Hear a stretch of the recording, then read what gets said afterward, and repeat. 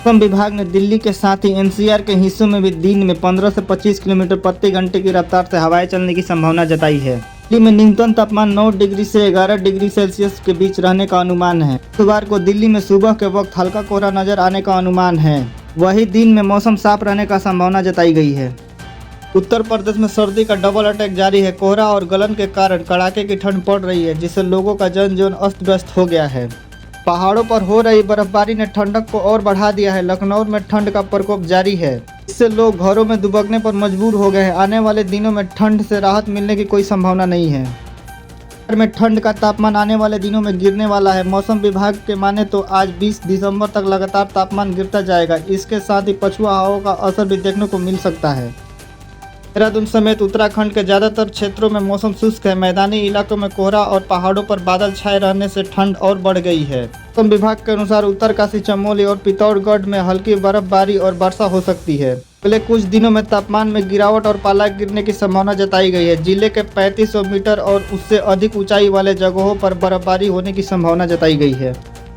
मौसम विभाग के मुताबिक हिमाचल प्रदेश में 20 से 21 दिसंबर को किन्नौर, कांगड़ा और कुल्लू के ऊपरी इलाकों में हल्की बर्फबारी होने की संभावना है। लाहौल स्पीति के सिंकुला दर्रे में बर्फबारी के बीच पर्यटक जमकर मस्ती करते हुए नजर आ रहे हैं।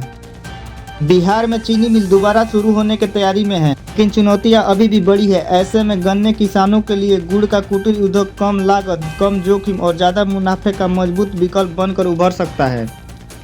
मध्य प्रदेश में गौ तस्करी के खिलाफ सख्त कार्रवाई। इसने 96 गौवंश सहित 134 पशु कराए मुक्त। मध्य प्रदेश पुलिस ने प्रदेश भर में अवैध गौवंशों एवं पशु तस्करी के विरुद्ध चलाए गए अभियानों में उल्लेखनीय सफलता प्राप्त किए हैं। इंदौर नर्मदा पाइपलाइन फूटने से किसानों की फसल तबाह। पालपुर तहसील के अंतर्गत ग्राम नेवरी में नर्मदा मालवा लिंक परियोजना के मुख्य पाइपलाइन फूट गई है।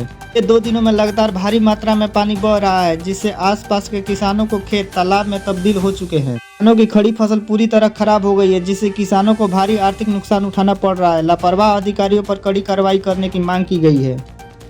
धुरंधर में अक्षय खन्ना की स्क्रीन टाइमिंग और डायलॉग डिलीवरी के तो लोग फैन हुए ही हैं। यहाँ तक कि जिन सीन्स में अक्षय खन्ना ने सिर्फ लुक दिए हैं, उन पर भी थिएटर में सीटियां बज रही है। पर स्मृति ईरानी चाहती है कि अक्षय खन्ना को ऑस्कर दे दिया जाना चाहिए, क्योंकि उन्होंने इतना कमाल का काम किया है। धुरंधर की फिल्म यमला पगला दीवाना तो आपने देखी ही होगी, जो साल 2011 में रिलीज हुई थी, हिट थी और अब सालों बाद ये मूवी को दोबारा थिएटर में रिलीज किया जाएगा। महिंद्रा XUV 7XO की प्री बुकिंग भारत में शुरू हो चुकी है। डीलरशिप और ऑनलाइन दोनों माध्यमों से बुकिंग की जा रही है। 21,000 रुपये देकर SUV बुक किया जा सकती है। SUV में प्रीमियम इंटीरियर, पैनोरामिक सनरूफ और ADAS जैसे कई बेहतरीन फीचर्स मिलेंगे। महिंद्रा XUV 7XO में पेट्रोल और डीजल दोनों इंजनों में विकल्प मिलेंगे। SUV 5 जनवरी 2026 को लॉन्च होगी। ऑटो की अपडेटेड 2026 पल्सर 220F एक फॉर्मल लॉन्च से पहले शोरूम में पहुंचना शुरू हो गई है। अपडेटेड मॉडल अपने साथ एक नए डिजाइन एलिमेंट और नए सेफ्टी फीचर्स लेकर आए हैं, इसे पहले से बेहतरीन बनाते हैं। पल्सर 220F अभी भी मार्केट में अपनी एक खास जगह बनाए हुए हैं। भद्र में एक भीषण सड़क हादसे में ओरिएंट बैंक के मैनेजर की मौत हो गई। वाराणसी शक्तिनगर मार्ग पर एक तेज रफ्तार से कार ने सड़क के किनारे खड़ी पिकअप में टक्कर मार दी। घटना के बाद मार्ग पर अफरा तफरी का माहौल बन गया। पुलिस ने शव को पोस्टमार्टम के लिए भेज दिया है।